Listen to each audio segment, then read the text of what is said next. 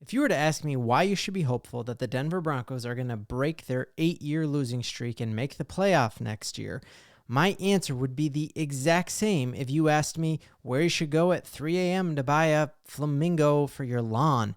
And that answer, of course, is Walmart. Walmart money is starting to come through for the Denver Broncos, and it is giving us a massive competitive advantage. We got to break it all down in this video and so much more. If you're new to this channel, my name is Ben, and it would help me out if y'all would subscribe. So let's dive in and see how some of this Walmart money has come through in these past couple days. If you have kind of jumped off that Broncos bandwagon and you're jumping back on, we went from Pat Bowlen to this weird ownership group that was owned by like this plethora of people. And that was really when our dark days as a franchise started, and this playoff drought really started, was during that having no leadership time. And then all of a sudden we had the richest owner in all of professional football come and buy the Denver Broncos. And that is a massive good thing that they're, I never thought it as a fan until I started peeling back the layers and just seeing all the advantages that you get when you have an owner who literally has a bottomless bag of cash, that there are tax write-offs associated with dumping into this team. And so we see it with the UC training center getting redone. We see it with the, swapping out football fields and the turf mid-year. We see it with the new changes of Thunder Vision, the awesome Jumbotron at Mile High. You hear so much about, are we going to build a little downtown city area where you have a bunch of shops and stuff around a new Broncos stadium? Like, all that is a huge advantage. But then what you see is that right now what's happening is the Walton Penner Group has basically given Sean Payton a blank checkbook and said, whatever you need from a staffing standpoint to hire people to build up this system to get the most out of the talent that we have, you are all for it. And so Sean Payton and George Payton have started just poaching their favorite people from all over the place. That we have former head coaches, former offensive coordinators in weird roles. We have Vance Joseph, who is a head coach and rumored to be a head coach, who's like, he's a great coach. But what we see is the past 2 days, 2 superstars from the Saints have been poached by Sean Payton. We're going to hop into this article in a sec. I'm a videographer, so I've had the pleasure of being on a lot of sidelines for different high schools and in places I've lived. And what you see is like those wealthy schools who are able to like really ramp up and just have massive staffs. I think of like Valor Christian, who was able to just like throw incredible talent at the coaching position. Like, you had former Broncos who are like leading position groups. And what you see is that in a big system like that, when you have an excellent leader who can niche down and really give this role to one coach and be like, hey, your job is, you are just scouting our next team and getting the most out of the quarterback going against this next team, like, do it. And so what you see is like the better your coaching staff, the more you get out of your talent. Now, I'm going to show some examples of massive coaching staffs that then went on to win the Super Bowl. And so let's look in the massive changes that we've made. So the first one that just broke today is that Sean Payton is bringing one of his longtime friends, Pete Carmichael, who's a former offensive coordinator of a Super Bowl winning team and his friend for a long time, who you just hear former players like Drew Brees just glow about him. You hear Alvin Kamara say great things about him. And the really cool thing is that when you have Walmart money, if you're just like a struggling ownership group, you're like, okay, Sean, you can have that guy, but you got to fire someone else. Well, what the Broncos have done, because we have this bottomless bag of cash, is we're like, no, let's keep both of these dudes. Let's just give them very distinct, different roles. And under Sean Payton's leadership, like, let's give them, hey, here's your lane. I want you to dominate in this lane and get wring everything out of that towel in that lane. So what Pete is going to do is he's going to be like, we're going to get into his official role here in a second, but you have Pete Carmichael working in tandem with Joe Lombardi, and then all under the umbrella, of course, of Sean Payton. And so this is an awesome thing that, like, you have dudes who could be offensive coordinators on their own, and now we get the privilege and like the spoils, the riches of having both of these dudes in one room.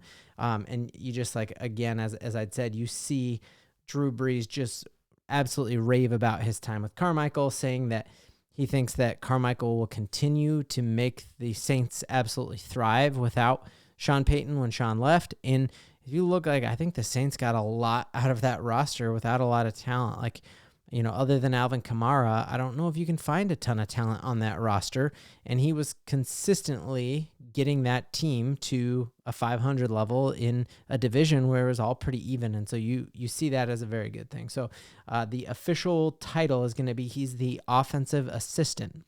So not a ton of teams get the pleasure and get the privilege of having a brilliant offensive coach like we have in Sean Payton, then having a decent offensive coordinator who's made the rounds and cut his teeth in Lombardi.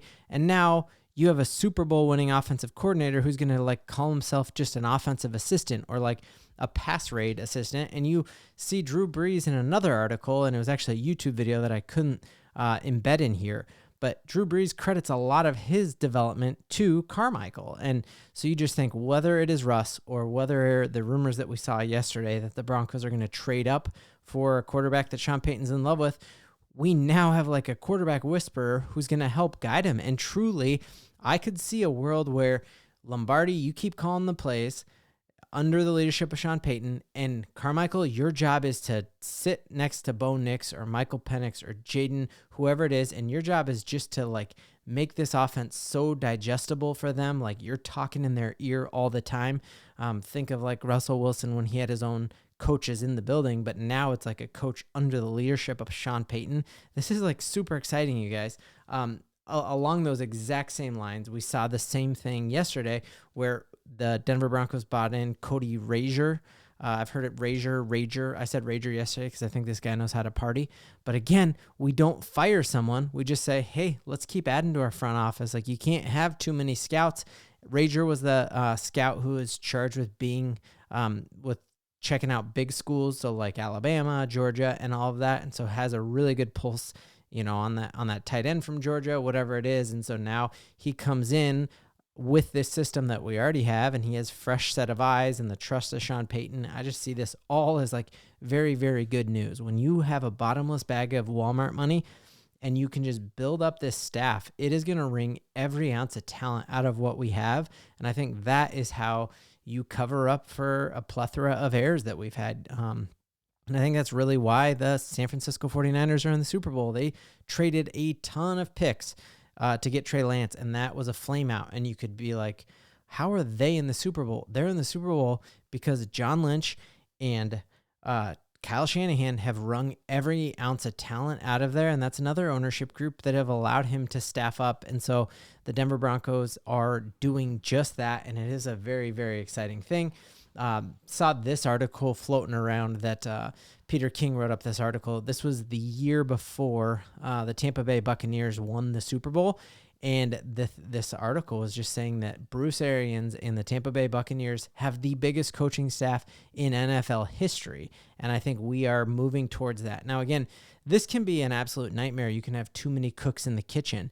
But I think what you've seen with Sean Payton, love him or hate him, what you've seen with him is he can really delegate and build systems, and that's what you need when you have a big staff like that. You give people very clear lanes, very clear expectations, and I think that's what we're going to see this year with the new addition of a brand new, amazing college scout who the Saints hated to see go, and now one of Sean Payton's really good friends who is a quarterback developer and whisperer. I see Sean Payton just kind of putting him with our quarterback, whether that's Russ, whether that's Bo Nix, and just being like, hey, you digest this offense and make it as understandable as possible. Last little piece here that I just wanted to go over quickly is that we saw yesterday the rumor, and now it's blown up all over Sports Illustrated and all that the Denver Broncos have identified who Sean Payton wants to be calling signals, lining up under center next year. And there are some people who say that actually might be Bo Nix. And that would kind of be cool because we wouldn't need to necessarily trade up as high. We don't need to go up into the top three. My guess is, he's going to fall a little lower. But what you saw today from the Senior Bowl is that there's often that disparity between what actual football dudes think and then what the media thinks. And what it sounds like is the actual football dudes, the ones who chew tobacco and do grown-up stuff like that, actually like Bo Nix a lot. So I'm very curious to see. But if you are subscribed to this channel, you will not miss a second. And I've loved doing this with y'all. So Broncos country, Let's get it up.